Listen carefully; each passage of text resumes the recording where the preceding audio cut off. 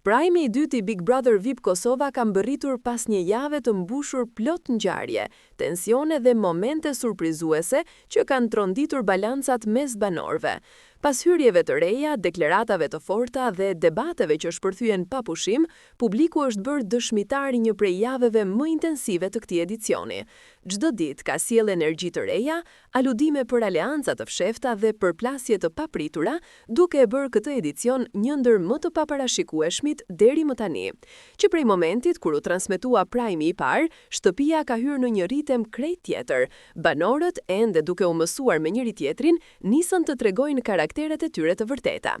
Disa prej tyre u shfaqën më të rezervuar në fillim, por gjatë javës, situatat i detyruan të dalin nga zona e komfortit. Një nga temat më të komentuara këto ditë ka qenë krijimi i grupeve të para brenda shtëpisë. Banorët filluan të vërejnë se kush ishte më i sinqert dhe kush po përpiqej të luante strategjikisht, duke krijuar që në javën e parë një ndarje delikate. Miqësitë e para, dyshimet e para dhe antipatitë e para. Gjatë javës, disa debate shpërthyen spontanisht dhe u transmetuan gjerësisht edhe në rrjete sociale. Një mbrëmje e caktuar solli një përplasje të fortë mes dy banorëve që kishin marrëdhënie të mirë në fillim, por mosmarrveshjet për detyra shtëpie dhe komentet e pamenduara ndezën zjarrin.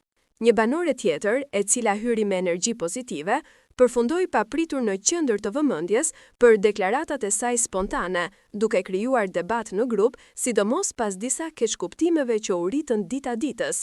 Përpos kësaj, pati edhe momente shkoputje emocionale, ku disa banorë u treguan të ndjeshëm dhe shpërsien në lot për shkak të presionit, izolimit apo komenteve që morën nga të tjerët. Nuk munguan as momentet pozitive. Loja e javës së parë, detyrat javore dhe misionet sekrete i dhanë shtëpisë një atmosferë argëtuese dhe i nxorën në pah aftësitë e banorëve për të bashkëpunuar. Në disa raste, banorët arritën të krijojnë afrimitete të reja, madje edhe afrime që publiku i komentoi si shoqëri speciale. Disa biseda të natës vonë, disa situata të ngrohta dhe batuta që shpërthyen pafund, i dhuruan shtëpisë më shumë shpirt dhe lehtësuan atmosferën pas debateve të ashpra të ditës. Tani, ndërsa prajmi i dytë është gati të nisë, priten zhvillime të forta. Nominimet e para, reagimet e banorëve, mënyra si ata do të përballen me kritikat e publikut dhe çdo surprizë që produksioni mund të ketë përgatitur, e bëjnë këtë mbrëmje një nga më të rëndësishmet e javës. Publiku ka filluar tashmë të krijojë favoritët e vet, ndërsa disa banorë janë vënë në qendër të kritikave. Prajmi sotëm pritet të shkundë shtëpinë edhe më shumë, duke vendosur kush do të vazhdojë të ndërtojë lojën e tij dhe kush do të fillojë të lëkundet nën presionin e garës. Në ditët e fundit, rrjetet sociale janë ndezur nga diskutimet rreth një situate të pakëndshme që sipas ndjekësve ka ndodhur brenda shtëpisë së Big Brotherit, ku Eliona është gjendur në qendër të një momenti të sikletshëm me dy banore të tjera.